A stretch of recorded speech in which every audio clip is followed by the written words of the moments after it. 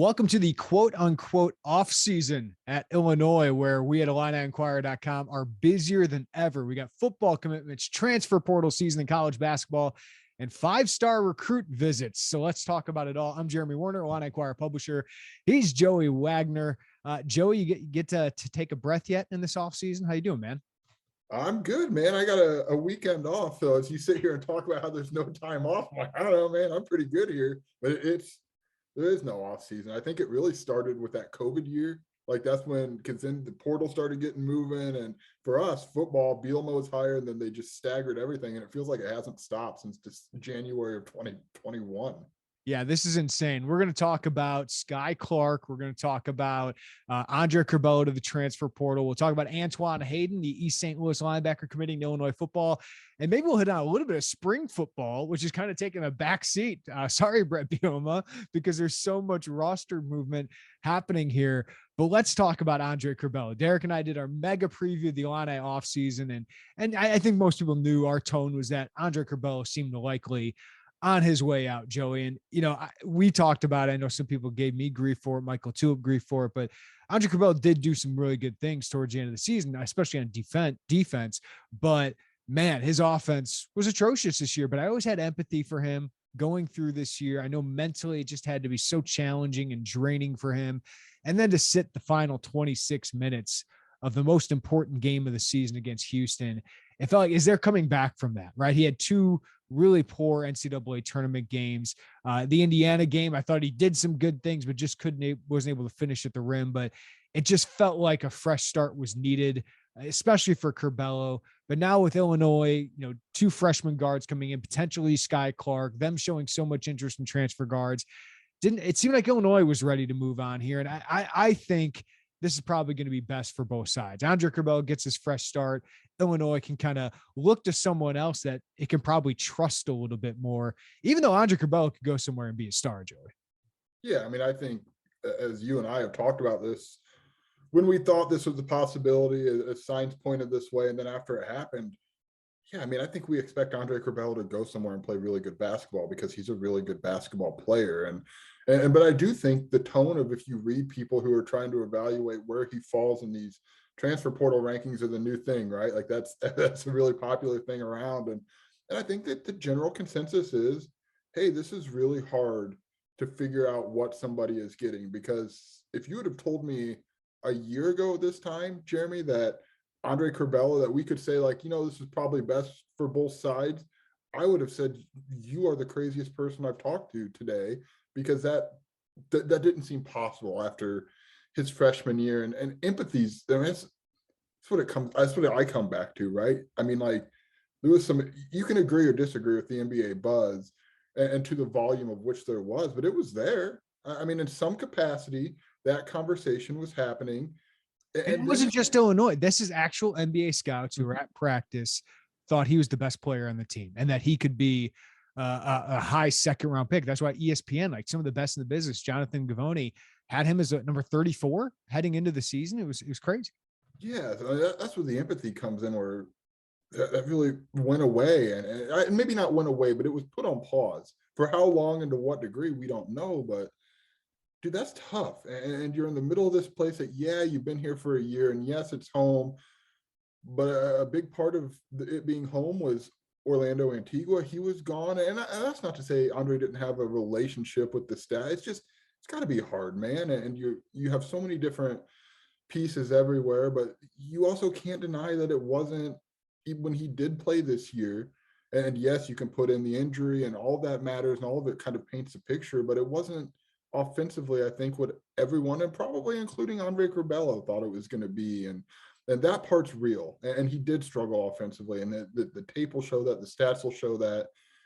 But man, it's a bummer for him. You feel bad for him, because I think if you're a fan, I think I can say this, like, you would have hoped that he righted that ship wearing an Illinois jersey, because you saw where it could go. But that's not going to happen, and hopefully he finds a place. And I think people who watch him, gotten to know him, you hope he goes and plays his butt off and plays really well somewhere, because I understand the frustration that people had watching him play basketball, Jeremy, at times.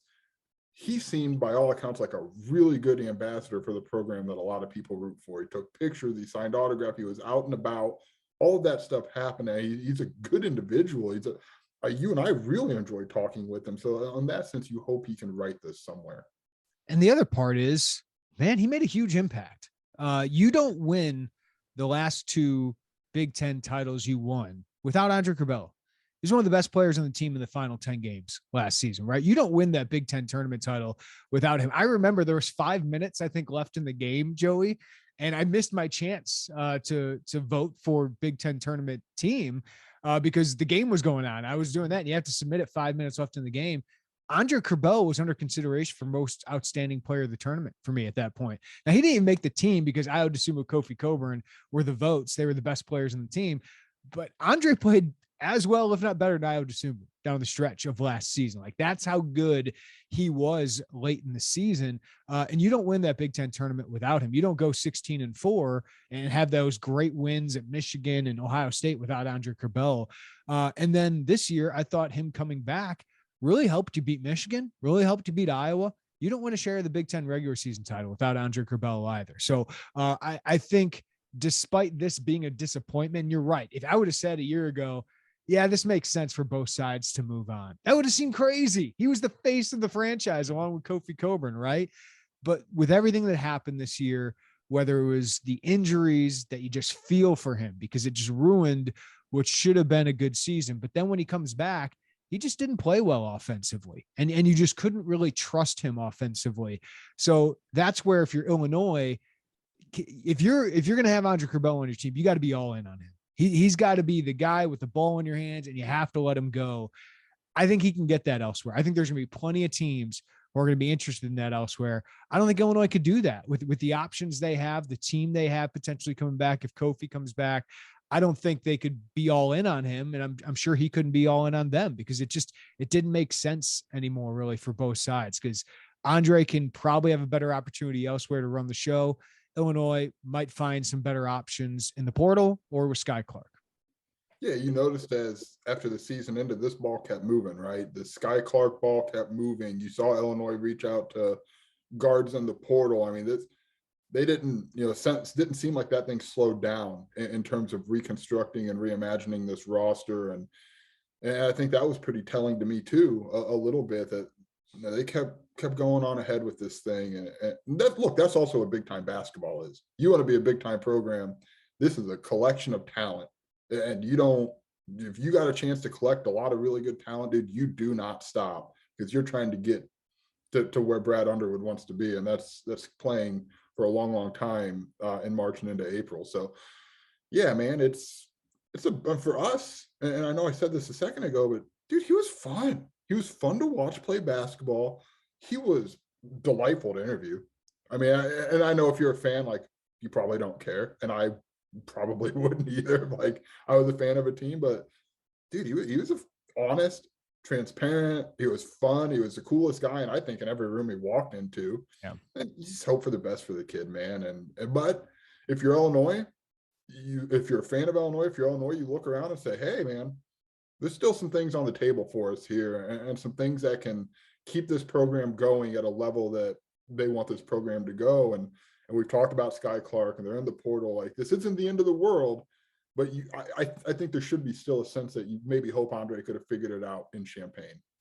Yeah, and now there's pressure to make sure you land some of those guys. Yeah. Now I know I feel like Illinois should have a pretty good chance to land some of these guys. But you think about it. I mean, you lost Adam Miller last year. You had to come back and find somebody like Alfonso Plummer, who's not a perfect player, but certainly helped you in a huge way win a Big Ten championship.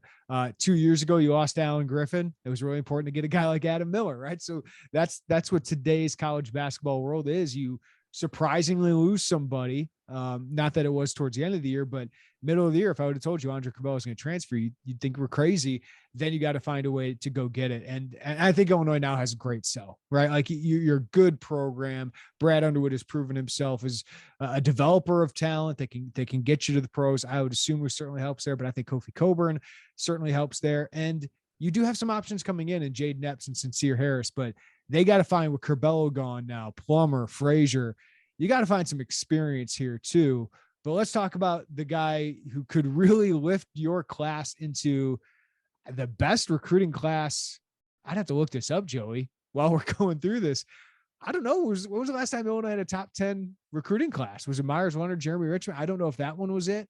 D Brown, Darren Williams, that crew might have been. But if you land Skyy Clark, you have a top 10 recruiting class with 3 guards, Sincere Harris, Jaden Epps, and of course, Ty Rodgers, who I'm a huge fan of. That's a hell of a pull if you can do it. Now, Skyy Clark released his top 6. Our guy Travis Brandon was on that, but Joe tipped him from on 3. Also had more today, said the decision will come in April. He will take visits to 4 schools. That's the plan.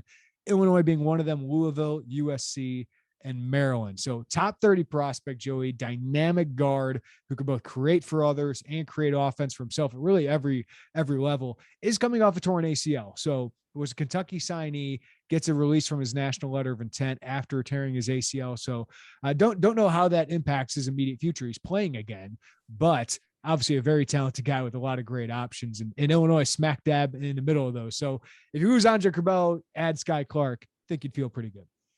Welcome to the new era of Illinois basketball, where it is turning into April and you are fighting for a 5-star guard. I mean, he's in the composite. He's number 27 in the country. And a lot of people see you as the leader for that 5-star guard going into this. Doesn't mean you'll land him, but right now you feel pretty good. That's to quickly divert, like that is why. And I think we've covered Brad Underwood. We've covered his program. We know what his staff does. Tim Anderson is a guy who has recruited well early on here at Illinois. Chester Frazier, Jeff Alexander. So if I understand the portal is like this. I know I'm getting off path, but stay with me for a second. I understand the portal is this like roller coaster ride. I get it, man. It is different. It is a lot to adjust to. A lot of people like it though. Come on. A lot of people are loving this stuff. Oh, dude, I play Madden. You sim through the first season of some team, and then you get to the offseason, you got 152 draft picks and like every dollar available in the world in free agency, and then you have fun. But Brad Underwood and his staff have proven that they can bring in talent. That you miss somewhere and it's going to sting. Like Andre Curbelo, you can disagree with me, that's fine. That loss is going to sting, but you can offset some of that sting because they continue to bring in talent. And Skyy Clark, dude, Kentucky doesn't just bring in everybody they've ever met, okay? Like Skyy Clark's a really good basketball player, and the torn ACL, I understand the concern there. And is he a true point guard? I don't know. You probably still want to get, you're really, at this point, if that happens, you've cultivated a lot of talent in that backcourt. Jaden Epps gets buckets, dude. Sincere Harris, him and Chester Frazier might be the Spider-Man meme of one another in terms of the way they go about things. But you sacrifice some experience there, and that's what you're going to have to upgrade elsewhere.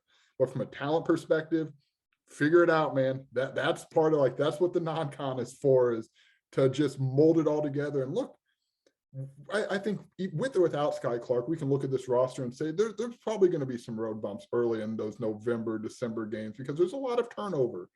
But talent can supersede turnover. You see it across the country. You see it everywhere. 27 in the country is talent.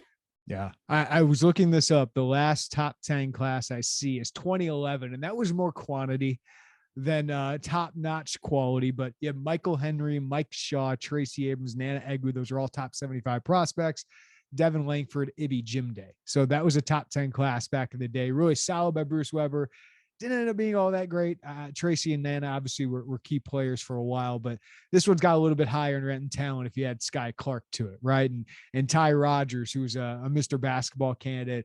And I think Jaden Epps is underranked, at least for other sites. We have him top 50 at 24/7 Sports, but I think he's almost the guy maybe that even if Skyy Clark comes in, this might sound crazy, that I feel confident Jaden Epps is going to be ready to play at the Big Ten level. Ty will too, but Jaden as a scorer, right? Like I think is going to be locked and ready to go. So that would be a ton of talent. But as you said, Joey, be lacking experience, which is why you see Illinois, I think, looking at many different options of how this offseason could go, right? I mean, this offseason could still go so many ways depending on, does Kofi Cockburn come back?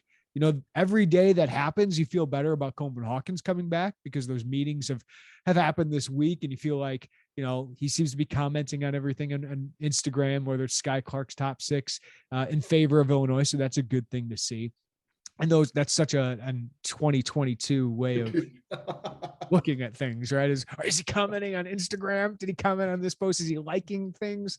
But I think you feel better about him coming back. But you're also looking to upgrade on the wing, right? You need shooters. You need shooters on this team. Especially if Kofi comes back. Yeah, because I love Ty Rodgers. I think he could handle a defensive rebounding starting role right away, but you really probably can't start him with Kofi. You can't have those kind of two non-shooters on the court for that long together. But you need more proven shooters, guys who can be 3-and-D guys. But you also, Joey, might need another guy who can handle the ball. Because what if Skyy Clark and Jaden Epps, what if they're not completely ready for this? Maybe they will be later in the season, but Michigan's done a really good job of adding guards like Devontae Jones or Mike Smith that are just ready to kind of be steady leaders of this team. Leadership is another thing I think this team is going to be lacking early on because they're going to be so young.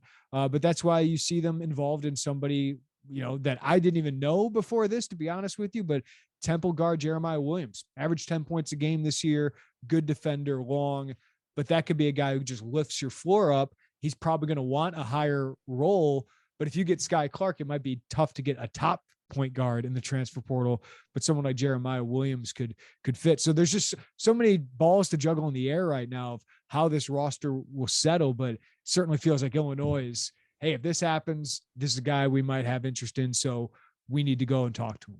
Yeah, I imagine Brad Underwood in his under construction office in Ubben with like 17 different levers, right? And like, if this, then this, and you pull it and kind of try to set something in motion. But Illinois is also selling a lot of minutes. There are a lot of minutes to be had if you can play guard, specifically point guard, at the Big Ten level. And if Illinois believes you can do that, because Trent Frazier, Alfonso Plummer, Andre, those minutes aren't coming back, man. Like, those are gone. DeMonte Williams, I know, more of a wing and a forward, but you've got a lot. Someone's got to play basketball, man. And you've got the minutes to do that and the minutes to be a pitch and to say, hey, come get here on the Big Ten stage. It's a really good conference. I understand. Don't come at me for the NCAA tournament stuff. It's still a really good conference that is under-delivered in the tournament. You have all of that to be said, and you're a program that develops and that can help take you to that next level. I like some of the options they have at not guard. And that's not to say I dislike the options at guard. I think they have more experience at other positions. But yeah, I think that's going to be a premium. It's experienced ball handler, experienced guard, experienced shot maker. And then Jeremy, long. You said it a minute ago. They want length. They want, and that's like, this isn't something that just developed yesterday. Brad Underwood has been talking about length for years. He addressed it in that class with Luke Goody, with RJ Melendez. Like, you saw it there, and that's not going away. That's going to continue. And if watch the last couple weeks of NCAA basketball and look at the length that those teams have that have continued to play, and like, that matters. Brad Underwood knows it matters. He didn't just learn it. Now you got to kind of get those in motion to get it. I'm thinking of like your ideal returner lineup, right? Kofi Cockburn, if he comes back, Coleman Hawkins, if he comes back, RJ Melendez. I think those three are starters, right? And then the possibility of Ty Rodgers off the bench. Benjamin Bosmans-Verdonk, is he still in the picture? Omar Payne, I just don't see a role for him. So I'm interested to see what happens with him moving up in the future. And I just don't think Brandon Lieb is that guy either. So you might need another big at some point, but maybe Coleman Hawkins is that backup five. Maybe you change things that way. Ty goes to the 4 when he comes in. Joey's loving that. Coleman Hawkins at the 5 is money, man. Yeah. And then you could put, if Benjamin Bosmans-Verdonk has to come in and play with him, right? He can guard some 4s. Maybe you're really switchable in that way. That's why if like Omar Payne entered the transfer portal, just speculating here, right? Like Bosmans-Verdonk, I think his role could be still small, but I think you could actually work him in a little bit more because he fits with Coleman, right? And I think that could work a little better. And Ty Rodgers can body up some bigger guys if he needs to, and also guards. Like, just the versatility of that lineup gets really, really intriguing. But you got to fill out the guards. And is it Jaden Epps? Is it Skyy Clark? Is it Brandon Pajemski? Is it, who is going to be involved there? That's why Brandon Murray makes so much sense at LSU. 6'5", 200 pounds, big bodied, physical, gets to the rim. he seems to really complement those guys pretty well. And then a long athletic wing to kind of push RJ Melendez and maybe start alongside him, like Terrence Shannon Jr. I mean, is the mold you'd love. I know Evan Maya has him as the number one transfer. So if everything off the court kind of checks out, like, yeah, those guys are perfectly ideal, but I think those guys are also going to take their time. So this could be a couple of weeks, maybe a couple of months of putting this roster together. And it's going to be a wild ride, roller coaster ride, like you said. It is. And with the guys you mentioned with Murray and with Terrence Shannon, this isn't us just saying like they're really good. How about there's connections there, right? Illinois recruited Terrence Shannon Jr. early. I believe Chester Frazier has connections. So like there's connections there to be had. And will it pay off? I have no earthly idea. And I mean, it's March 29th. There's a lot of ball game left. But yeah, I mean, I think you're going to see with such a big turnover, and I think we've talked about this a lot in football, Jeremy, with Brett Bielema having all those scholarships and that first class, you're going to see a lot of Brad really starting to turn this thing into what he knows is, and I think that's the length and length defense. You can't talk enough about that. Shot creators, shot makers, the whole ordeal. It sounds so elementary to break it down like that, but it's like that's basketball right now. Is create your own, make your own, and be long as heck to bother somebody. I just want to tie up kind of what you're saying there, Joey, because the first 2 years were ugly as Brad inherited a bad roster and tried to make them play the way he wanted to. And he played the way he had to with such a small team. He had to be super aggressive and try and force all these turnovers, though that's the way he played at Stephen F. Austin.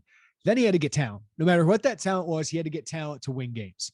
And he did that. And he changed his system with Kofi Cockburn and Io DeSumo and then Andre Curbelo, right? Now he's good. He can recruit. He's got more choices.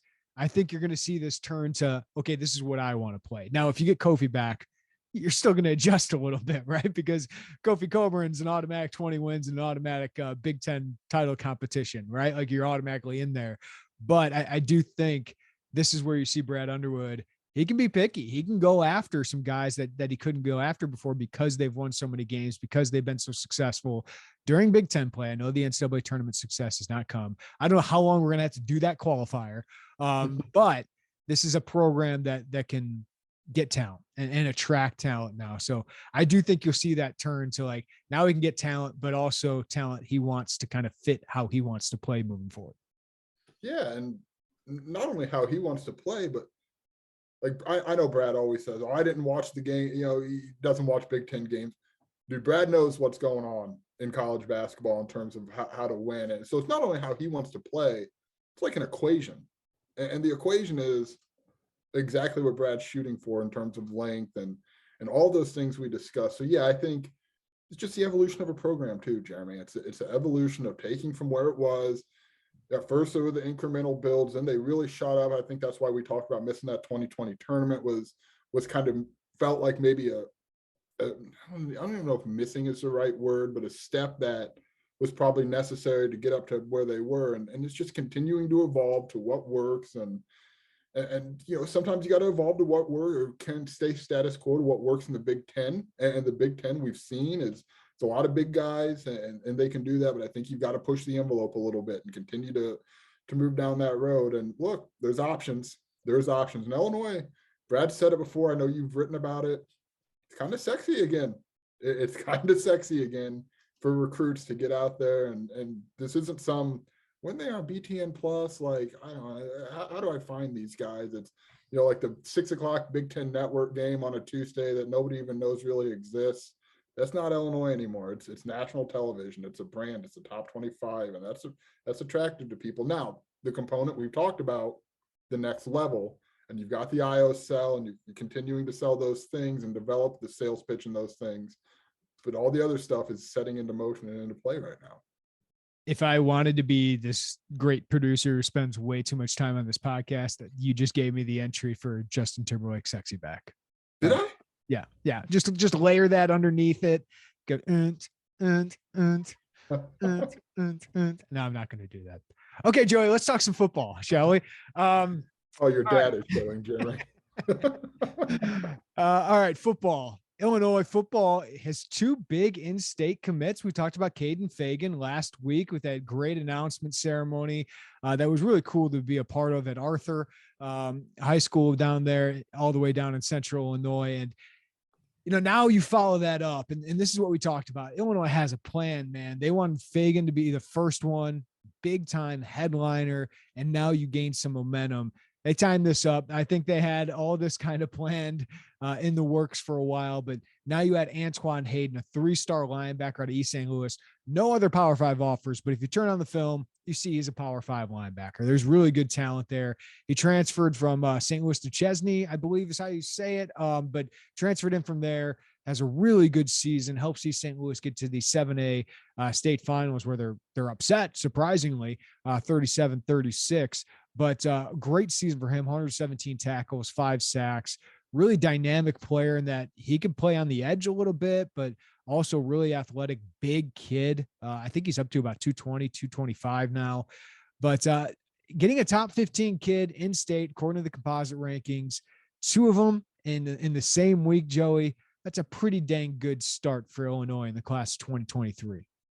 We reverse back to way down in Central Illinois. As somebody who lives near Arthur, way down in Central Illinois feels wrong. But yeah, to your point, look, 117 tackles in Class 7A against the schedule that East St. Louis plays, dude, that's no joke. Like those numbers. I mean, that's not, and I covered a lot of 1A football. That's not some superstar on a 1A team crushing people who are never going to play football again after high school. Like this, that's real talent there, and that's real production that he put together.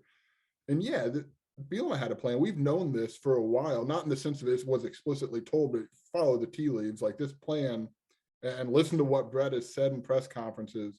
Now it's starting to come together here. And Caden Fagan told us, he told the staff, 2 weeks ago, or I guess 3 weeks now. I'm sure Antwon Hayden probably informed the staff sometime before today's 11:15 announcement. So it's all strategic. Brett understands the I say marketability, even though that's not the right word. He understands the PR part of it, I suppose it would maybe be the right word, and the buzz building and how to cultivate that interest in the recruiting class as it comes together. But yeah, I think it's the top, like you said, top 15 kid. That's not always been a given at Illinois, that you're going to get a top 15 kid. And you are starting to see some returns and repairing. I think repair is the right word here, those relationships with East St. Louis. And that is, it's a hard school to recruit because everybody does it, but it's a very, very necessary school to recruit, and to go out and get a Power 5 kid from there, and to reestablish those connections and to reinforce those connections. That's a big deal. And you're getting a pretty good football player. Yeah. So every time, usually there's a commitment or some big news, we like to do a what it means, breaking down, analyzing. And just, if you're not a VIP member, here's a preview of what I wrote for today. And the first thing I have to lead with, Joey, is just in-state recruiting. I know we are banging people over the head with this, but it is so shocking how much has changed since Brett Bielema has been the head coach at Illinois. And here's some stats to back it up. Antwon Hayden is the 14th in-state recruiting win. So he's got 12 signees, 2 commits this past week. He's got 14 in-state kids he's gotten in 15 months. Lovie Smith, during 5 years, signed 21 in-state prospects. That in 5 years. So 60 months, right?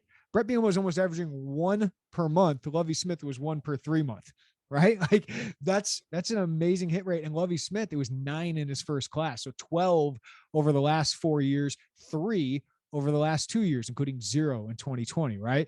Smith signed 12 top 30 in-state prospects during his 5-year tenure. I know that's kind of an arbitrary stop point, but he had to stop somewhere, right? Bielema has 9 top 30 guys and a bunch of guys who are right outside the top 30. So if I went top 35, I could have made that look even better for Brett Bielema. And he's not done in this class. Like Pat Farrell and Rod Trey Pierce just visited this past weekend. I feel great for where Illinois stands with them. Malik Elzy, Jair Hill, 2 top 500 recruits. Brandon Henderson out of East St. Louis. It's amazing when you work at it, you prioritize it, what you can do in state, Joey. And for Illinois now to start getting the higher ranked kids, like, I don't know if I can put Hayden in the same realm of Fagan, right? Fagan had Power 5 offers from a bunch of Midwest powers, including Notre Dame and Iowa. So he's not quite there, but he's a legit Power 5, no matter who you are, rank him top 25 in the state. And Illinois got him pretty quickly, pretty easily, and they got in on him before anyone else. They close it before anyone else can get in. This one feels like Jordan Anderson. This one feels like Henry Boyer. This one feels like Hank Beatty. All those they got last year, only they started off with a 4-star to get the ball rolling. This makes a ton of sense. We can dive more into the East St. Louis thing, but just the in-state thing, and you saw it again this weekend with the coaches clinic in Champaign. Every coach is there. They could barely get Lovie Smith to go to some of those things, right? The last year didn't even show up. I know he's going to get fired that week, but he didn't even show up for that. Like, you're the face of Illinois football. You have to be involved. He gets his whole staff involved. And Pat Ryan deserves a ton of credit for that. Former high school coach, Hall of Famer in the state. Hiring him was unbelievable. And for this one too, this recruitment specifically, like Terry Hawthorne, like, was Terry ready for a certain job? He's kind of the recruiting assistant here, high school relations. I don't know, but like, he grows into it. He's a former Illini great. He's a former East St. Louis great. He makes sense for that role. And then you mold him, and that pays off for you. I think that really paid off for you here. And I think it helped raise an olive branch, right? Out to East St. Louis as well. So kudos to Brett Bielema for hiring Pat Ryan, for hiring Terry Hawthorne, for keeping Pat Embleton, Corey Patterson. He kind of gets this stuff, Joey. Hey, you brought back Nate McNeil too. Nate McNeil too, yeah. That's a big one. I want to circle on Pat Ryan really quickly, because I think sometimes it gets glossed over, and I understand why. Like, you don't see Pat in front of a lot of cameras, but the comfort, I think, is probably the right word, that Pat Ryan provides to a lot of high school coaches who trust him. He knows everybody. Like, him and Ken Leonard might have two of the most expansive high school football coaching contacts in their phone, because they've been doing it for so long. So I think the comfort that he can provide these coaches to know that, you know what, if Pat's signing off on this, it's probably worth us at least listening. And then you let Bielema, you let the recruiting staffers, the assistants take it from there. And I think that matters. And I think that a lot of that can be said about Terry and the Metro East, to further reinforce, like, hey, if Terry's buying into this and Corey's buying into this, there's something to at least listen to. And what I think Brett Bielema does a really good job when he's in the conversations, but in some instances, you needed somebody to help start those conversations again. And then, you've seen it go from there. So I don't even remember where we were at or where the heck I was going. Well, I want to go here too, because they touch every part of the state on this staff too. I know, like, all the 10 assistants have an area, right? Now, that was really smart of them to do. But you have Terry Hawthorne from the Metro East. You have Pat Ryan from Central Illinois, who knows all those, the Leonards and everybody who coaches down there really well, but everybody throughout the state. Then you have Nate McNeil from Chicago, who did a really good job as a recruiting staff recruiting Chicago. I just don't know if the entire staff did all that well, but Terrence Jameson is from Chicagoland. George McDonald's from Indiana, but he knows Chicago a little bit from his days at Illinois. Kevin Kane is recruited there well. Barton Miller went to high school in the Northwest suburbs. Like, you're touching a lot of these parts of the state, so you have some connections, and then you just simply put in the work. You simply put in the work. But talking about, speaking of putting in the work, like East St. Louis, Illinois, I think with a Lovie Smith, it was a little bit of a roller coaster at times, because Lovie coached Stanley Green, did a pretty good job with him, took James Knight when no other Power 5 schools were going to. But the Jeff Thomas thing was up and down. Whether it was at high school, Illinois thought they had a real good chance of getting him, but I think East St. Louis wanted Illinois to take some more players, from what I understand. Now, you hear two sides of the story. Illinois wasn't very good, right? So East St. Louis not going to send all their kids there. The kids aren't going to want to go to Illinois. That's the other thing. The kids can make the choice too, but it was kind of a rockier relationship, even though I think Sunkett and Lovie Smith had a lot of respect for each other. Brett and Sunkett didn't think a lot of Brett. He texted me after I texted him after Brett was hired, and he had a bad experience with Brett because Craig Appleton was kicked off the team at Wisconsin just a couple months after getting there. Craig has had a lot of off-field issues in his life. You can Google it. But it feels like there's been some repairing of that, right? And that they prioritize Antwon Hayden. They land him. They're recruiting Miles McVay really hard. It's going to be hard to land him because you got SEC offers from every powerhouse. But they're also really prioritizing Brandon Henderson, a 3-star offensive tackle with a huge upside. So it just feels like Brett's put in the work. The staff is putting the work. Terry Hawthorne's there. Corey Patterson knows sunk it really well. Feels like they're putting in the work, that there's some rebuilding of trust between the two sides. You've got to do that. Let's also be honest, Jeremy. Every school, really every high school that, especially ones that churn out as much talent as East St. Louis or anything close to that, there's always rocky parts in literally in every relationship ever, there's a rocky part somewhere. It just so happens that East St. Louis has a lot of talent, and when it's rocky, everyone seems to notice, because it's why in the heck are they, is Illinois not getting that talent? It's just part of this game, and I'm sure if I had to guess, in the next few years, there's going to be parts where maybe the relationship gets rocky. Does everybody know? Probably not, but that's just life. Like, relationships happen like that. But the one thing I've liked about sorry to interrupt you, Joey, but like one thing I liked is Brett said, hey, we're going to be up front. If we don't like a kid, we're going to tell you. You can disagree with us, but we're going to say it up front. Like, we're going to be honest with you about our evaluations. We're not going to take every kid. But the one thing you can't do is with East St. Louis, which has some of the best talent, but also attracts a lot of talent because kids transfer in there to play football. Like, you can't ignore them. Like, they produce 2 to 3 Power 5 prospects almost every year. They have a lot of Division I prospects. Like, coming into the year, people didn't have Antwon Hayden as this East St. Louis kid you got to check out. He transfers in there, has a great year. Illinois loves him. Andy Boo loved him. Corey Patterson recruits him really hard, and it works out. But you can't ignore that school. It's too big of a powerhouse. I mean, Jeremy, we've talked about this and how we do our jobs. You show up, you be honest, and you basically you don't go away. I mean, that's the part of this, and Illinois showing up, they're being honest, they're showing a commitment there. And to be clear, I think neither of us think of Antwon Hayden as just a take for the sake of building relationships. We see him as a take because he's a good football player and he fits a lot of what Illinois believes in defensively and what they're looking for. Where is he going to play? Is it going to be the edge? Is it going to be inside? Don't know. You don't have to figure that out for a while. I think it'll be inside, but he can step up and be an edge if you need. Yeah, so all of that matters, Jeremy, and to rebuild that. And now I wonder, as we talk about this, and you start to piece it all together, was it important for Brett to get the headliner and then get the East St. Louis guy second involved? I mean, I don't know. Maybe I'm reaching. I think a lot of what Brett does is intentional. So I don't know that I would say like there's no chance that was the case, but I think it mattered to get Antwon Hayden early. And again, I don't think any of us were shocked. He's very pro Illinois on social media before today, and I have to imagine that will obviously continue. But man, that's a good way to start this thing. And I know there was a lot of hand wringing and what are they doing? Where are the commits? As every other Big Ten school piles them up. But I think you're starting to see the plan start to unroll a little bit here. And we can get into it if you'd like, but we've talked about it. This plan is in the very early stages because I think the crescendo of this thing happens in the first week of June when you pile a bunch of committed kids in there with uncommitted kids. Yeah, if you want the rankings update, which means nothing, on March 29th, 2022, Illinois is 36th in the country, 10th in the Big Ten. Okay. So they've gotten up in those rankings if you're looking at those really, really early here.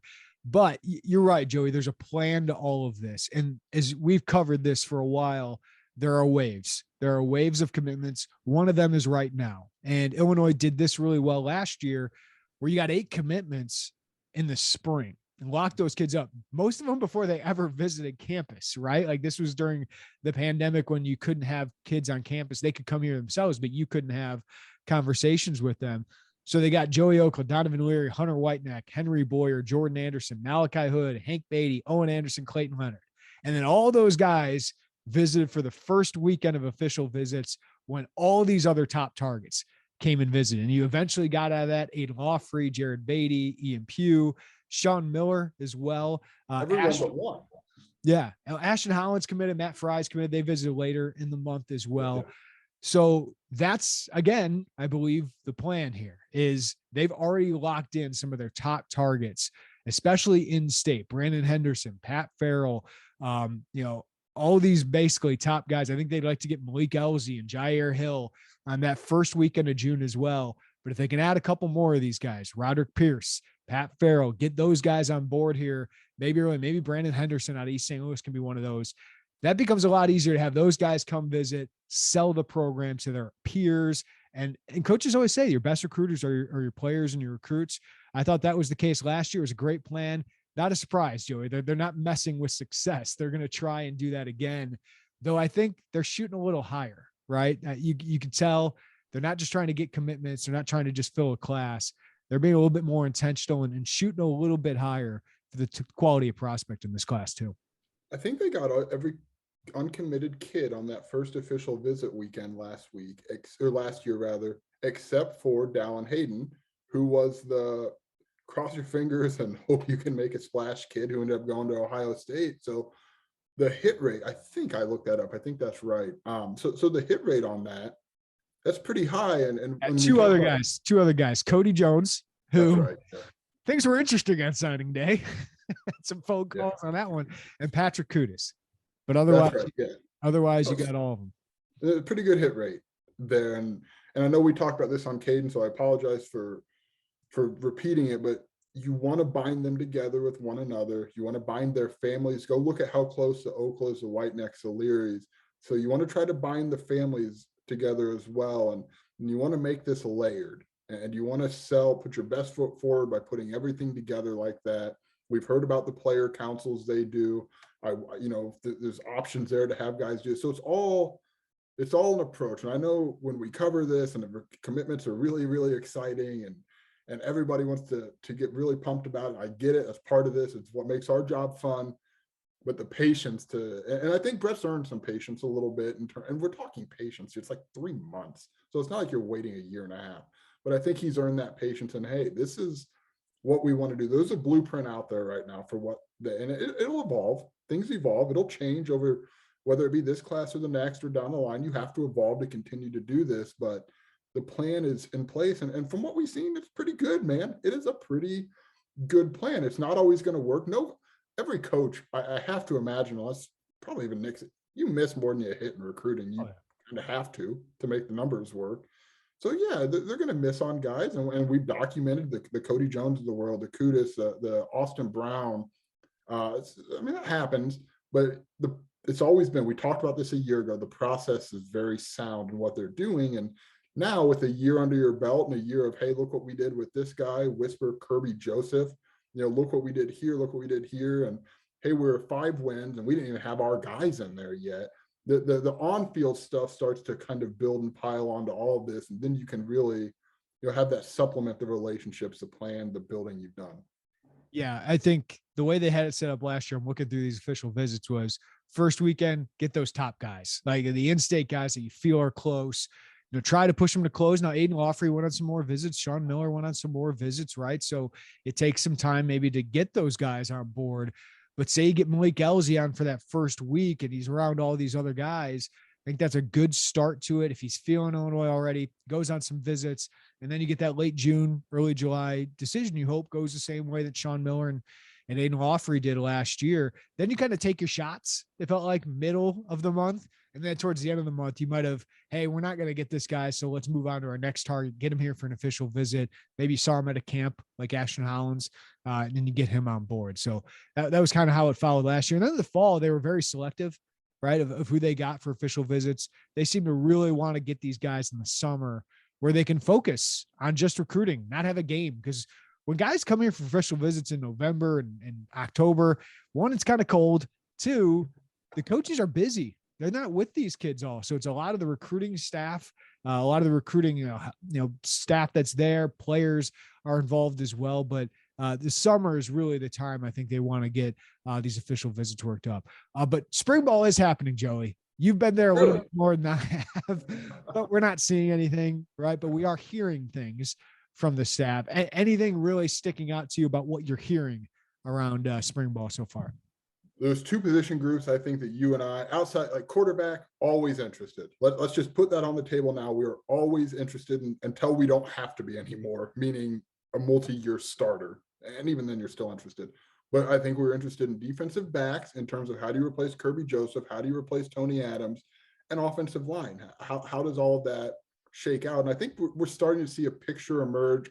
I don't really have the clearest picture on the offensive line yet. We can't see anything.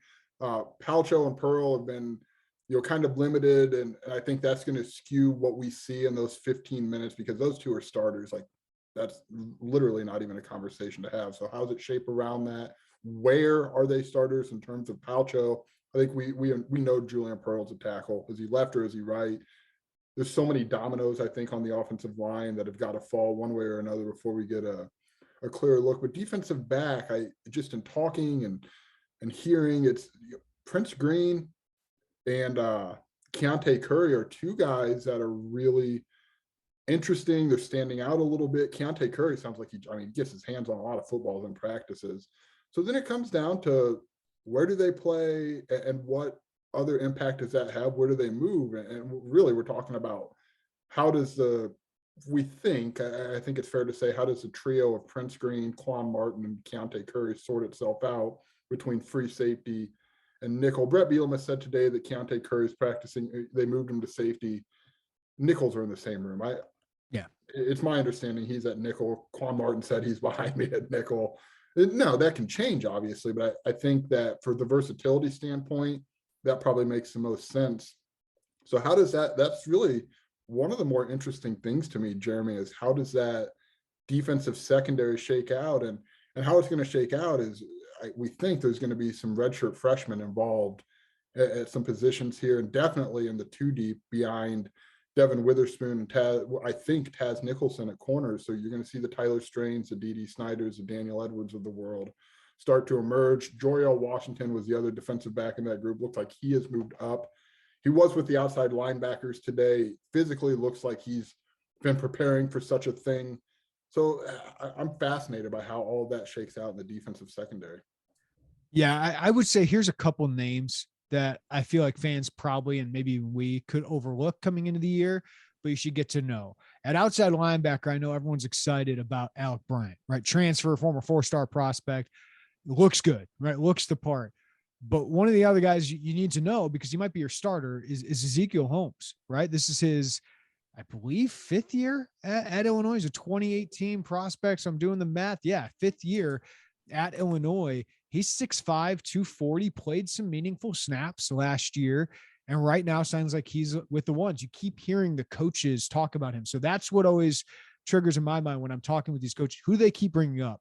Keontae Curry certainly is one of those. Prince Green is certainly one of those.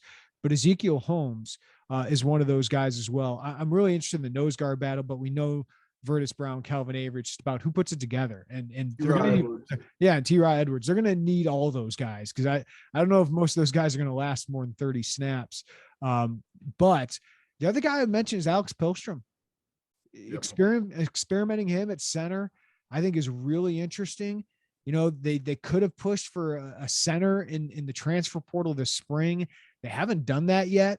It sounds like they're going to go through spring ball, find out, what do they really need? Do we need the center more, or do we need a cornerback more? Do we need a tight end more? Do we need a wide receiver? So I think they're going to kind of go through all of this, see what they need, and then add what is, I think, 2 spots left in this class. But, you know, Aiden Lawfrey is a guy that Brett Bielema mentioned to you guys today. Listen to him. I just think he could fill that Jakari Norwood role. Like, Jordan Anderson's a guy I think is ready to play, but they got Josh McCray, who's pretty dang good, and that kind of big back who can be versatile and go out and catch passes. So Aiden Lawfrey, I think, is one of those freshmen. And you've mentioned Sean Miller too. It's kind of a guy we've always pegged as that guy could play right away. 1, because of need. 2, because he's really good. And 3, he played at IMG Academy, which is all prepping him for college football. So those are just some of the names I think we should be paying attention a little bit more to, because even though Alex Pihlstrom and Ezekiel Holmes aren't the sexy names that get people's attention, I would even throw an Isaac Darkangelo in there. Brett Bielema did today. Good, because I don't know who the backup linebacker is. I know people wanted to be Shimon Cooper, but Isaac Darkangelo played 200 snaps or something like that last year. I don't know if people know, like, it was over 100. And on defense? Yes. Go look it up on PFF. We watched every game, and they snuck that in there on me, man. Well, they played the 4-3 every once in a while. Yeah. I'm probably it might have been like 50 or something, but I'm pretty sure he played way more snaps than anyone would know. But he's the coolest. I will give you my 2 weeks now, because that just slid by me, and you are going to want to upgrade at this position here. Okay. Isaac Darkangelo played. Oh, no, he didn't. I'm way off there. I was way off. I'm thinking of somebody. I'm thinking of Alec McCarron. He played 114 snaps. Darkangelo only played 15. But somebody's got to take that McCarron role, right? Yeah. Like they don't have a backup linebacker with Kalen Tolson leaving. So apologies. I'm glad I corrected that on air. But I knew one of those walk-ons played a lot. But Darkangelo could fill that role. If they go 4-3 at times, maybe he's one of the linebackers on there. And they've mentioned Malachi Hood would be interesting as well. Yeah. Kenene Odeluga. They've mentioned him a couple times. So, some of the names that you might not be thinking a lot about, and I got to throw this one in there too, because Bielema mentioned him, and I've kind of been hinting at this. Caleb Griffin's been waiting his turn as kicker, and he's going to have a chance. They brought in Will McManus, the preferred walk-on, for a reason. And Brett mentioned they're having it seems like a pretty intense competition right now. So you might want to know the name Will McManus as a kicker. Yeah, and I do want to jump back in. I kind of glossed over the offensive line, which is truly, Jeremy, endlessly fascinating, isn't it? In terms of how this all goes. And for me, it always is fascinating, Joey. Yeah, but I think with the versatility, they're intentionally recruiting to positional versatility, guard, tackle, center guard. So Alex Pihlstrom, you're right. That's the name at center.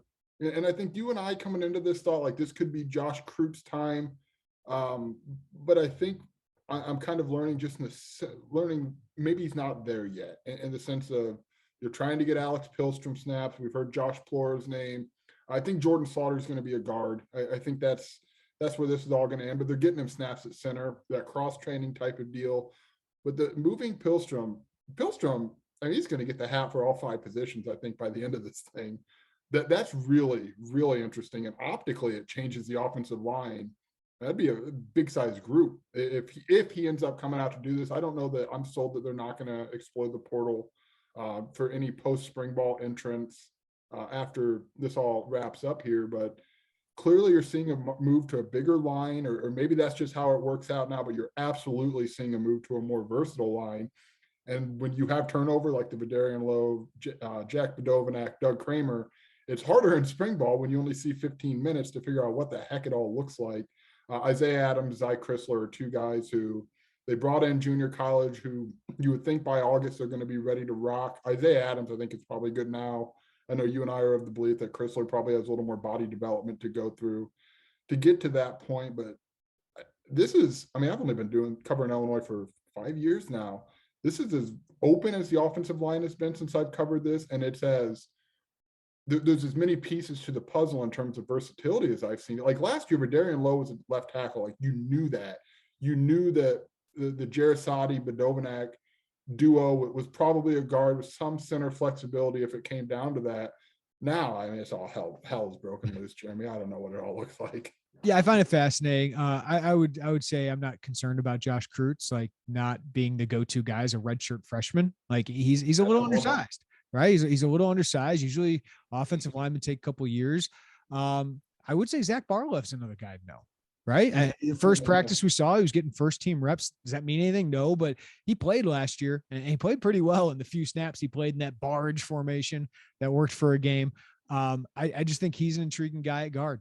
So he could be another guy that might start week 1, and some fans are like, who's that? And it's like, well, he played last year. He seems like he's in the mix. So competition's good. They could add to it this offseason, but yeah, I think this is the time to play around, right? This is what spring ball is for, is experimentation. What works best on your offensive line? What combination works best in your defensive backfield? Which combination works best as your outside linebackers or your nose guard, right? Like, this is all the time for experimentation, which I find it so fascinating. I'd find it more fascinating if we got to see more of it. Yeah, dude. I would also say, now I say that I stood out there for 15 minutes in the freezing cold and I couldn't wait to get to my car. But if I was actually seeing something that resembled the game of football, at least like 11 on 11, that would have been a 8 on 8 man. I'll take 1-on-1. Give me some 1-on-1s. O-line, D-line. Oh, that's my stuff. Yeah, I've seen enough fundamental tackling practice to last a lifetime. And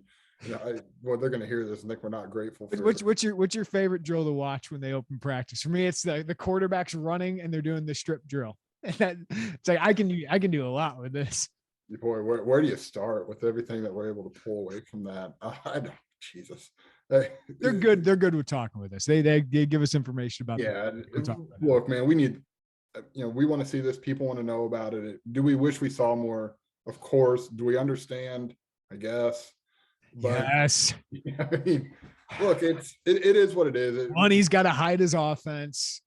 I'm glad we can talk, because you can learn a lot by talking. You can learn a hell of a lot more by watching, but you can learn a lot by talking. There's a lot of moving around, and I think with so many young guys like an Owen Anderson who could slide in and maybe compete in the two deep in the sense of replacing Daniel Barker. But I think this year, Jeremy, more than a lot, because the super seniors have exhausted their eligibility, there's a lot of room to grow for new faces, to start to kind of learn that next crop of guys who are going to be on the field and be a part of the Bielema era, really. And to be think about how long Jordan Slaughter's been waiting to start. He's a fifth-year player, right? Like, but he had all these guys in front of him. Vertus Brown. Yeah, and then he got hurt, but Vertus Brown has been waiting a long time to kind of have this opportunity. Ezekiel Holmes, Seth Coleman. Like, Seth Coleman was good enough to start the last 2 years, and he did start some games, but it's like Isaiah Gay and Owen Carney just hanging around here for forever. Like, these guys, is a huge opportunity for them. And I look at, this is usually like, you're going to have some redshirt freshmen and sophomores on your team playing. This hasn't been the case very much the last couple of years because of the COVID years. Yeah. And this is a really, I think there's a lot of open, like with Barlev, for example. Do I think he's going to start week 1? No. Do I think if somebody got hurt week 1, he would be one of the next 2 or 3 guys to go in there? Probably 2 guys to go in there. Yeah. And that's what we're talking about. It's not necessarily who starts game. Like, that 2 deep is really important, as we've seen at Illinois for a while. You got to dig into that thing a little bit. Like, that is where so much of the intrigue is to me. Is like, I think you and I have a rough guess of the 6-7 guys fighting for 5 spots on the line. But it gets really interesting when you start looking at, 8 through 9 who could be there really quickly up into that. And it just feels like there's a really open door here, which is why I want to see a lot more selfishly, because I want to know where, if I'm closer, if I'm not. But there are some interesting, you're just going to see new faces, man. That's really long-winded way of what I'm trying to say here. We have not a lot to write about here, Joe. Like, we just talked for an hour about everything that's going on in Illinois. Could have gone longer too, but I feel like we should wrap up because there's just so much to talk about right now, from spring football, the football recruiting, the basketball stuff. You guys are just going nuts with that. I do think some people love the off season more than the actual season. And I get it. It's the NFL draft season. It's all about hope, right? If you're a baseball fan, the off season, who are we going to sign, right? All that stuff. But Illinois basketball has been pretty good. And I feel like at this point, the seasons are a little bit more fun than the offseason, but man, there's so much drama, so much movement here. I get it. This is still not even as crazy as last offseason. I mean, last offseason, that was an all-timer, all-time. Off the rails drunk last offseason. They lost all 3 assistants. Kofi was in the portal for a minute. Adam Miller was gone. Last offseason was batshit, dude. It was nuts. And this offseason is still like shaping up to be really interesting. And there's a lot of like, this could be kind of a wild ride. I don't know how wild it'll get. And it's still like, oh, listen, do you remember the last one? It's like 150 million pages on assistant coaches. I still to this day cannot name more than 4 Big Ten assistant coaches. But my God, we cared about, and I get it, and it's fun. It's what makes our job great. Holy crap, it was so weird to look back on a year like that. Sometimes I look back at some of the transfers, like I saw Kevin O'Banner play. I'm like, remember that week we just talked about Kevin O'Banner for a week? And then Dawson Garcia, of course, like all of these guys, like, oh yeah, Illinois kind of looked into that guy. It's like, oh, there's that other transfer. Quincy Gurry, I forgot about that kid until this exact minute in my life. We forgot about that call with Alan Huss, right? On the Illinois staff call. That happened. I do not envy our friend Derek Piper, because there's a lot going on. It's fun, but man, there's a lot of moving parts, and Derek crushes it. This is year 2 on Derek's team. That's a fun team to be on. Yeah, check out all the stuff, VIP, all the updates there on our VIP board. $1 for your first month of membership. Now is a pretty good time to do that. We'll have more on football recruiting, and of course, Joey covering the heck out of spring practice. I'll be down for a couple practices as well. this weekend. That'll do it for us on this another second in a row, hour-long Illini Inquirer podcast. We'll have you covered throughout the offseason. So give us a follow, rating, review wherever you get your podcasts. And we'll talk to you next time. Everybody have a great day. Take care of each other. And we'll chat to you next time on the Illini Inquirer podcast.